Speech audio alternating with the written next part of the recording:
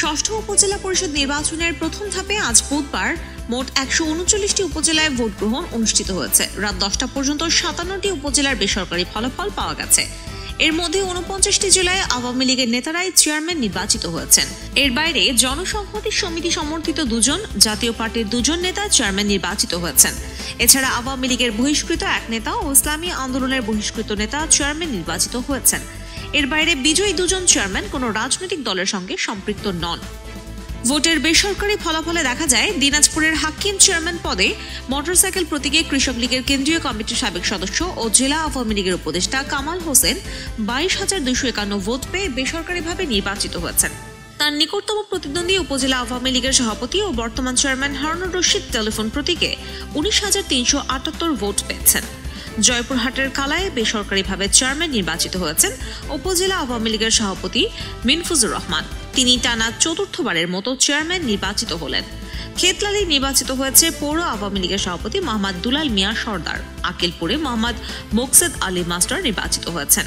তিনি জেলা আওয়ামী লীগের সহ সভাপতি।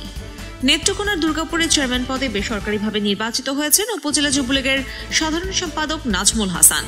কমলাকান্দায় বেসরকারিভাবে নির্বাচিত হয়েছেন আব্দুল কুদ্দুস। তিনি উপজেলা আওয়ামী লীগের সাবেক মুক্তিযুদ্ধ বিষয়ক সম্পাদক।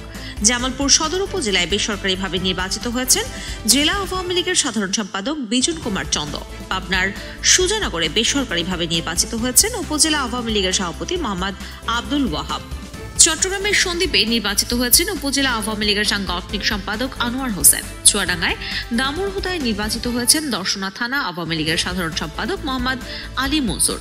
তিনি চুয়াডাঙ্গা 2 আসনের সংসদ সদস্য আলী আসগরের সহোদর।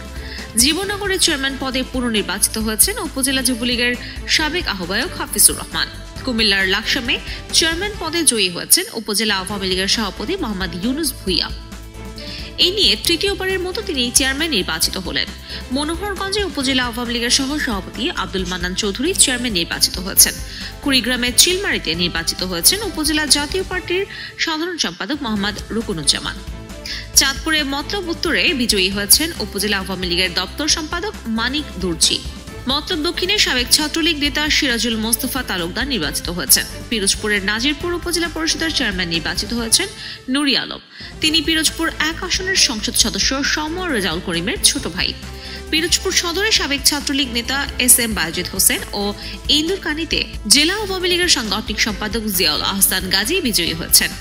ফেনীর ফুলগাজীতে বিজয়ী হয়েছেন ফুলগাজী উপজেলা আওয়ামী লীগের সাধারণ সম্পাদক হারুন মজুমদার। রাঙামাটি সদর উপজেলায় জনসংহতি সমিতি সমর্থিত অন্য সাধন চাকমা ও বরকল উপজেলায় একই দলের বিধান চাকমা জয়ী হয়েছেন। কাউখালীতে নির্বাচিত হয়েছেন জেলা আওয়ামী লীগের সাংগঠনিক সম্পাদক মোহাম্মদ শামসুদ্দোহা চৌধুরী ও জুরাছড়িতে উপজেলা আওয়ামী লীগের সাধারণ সম্পাদক জ্ঞানেন্দু বিকাশ চাকমা জয়ী হয়েছেন।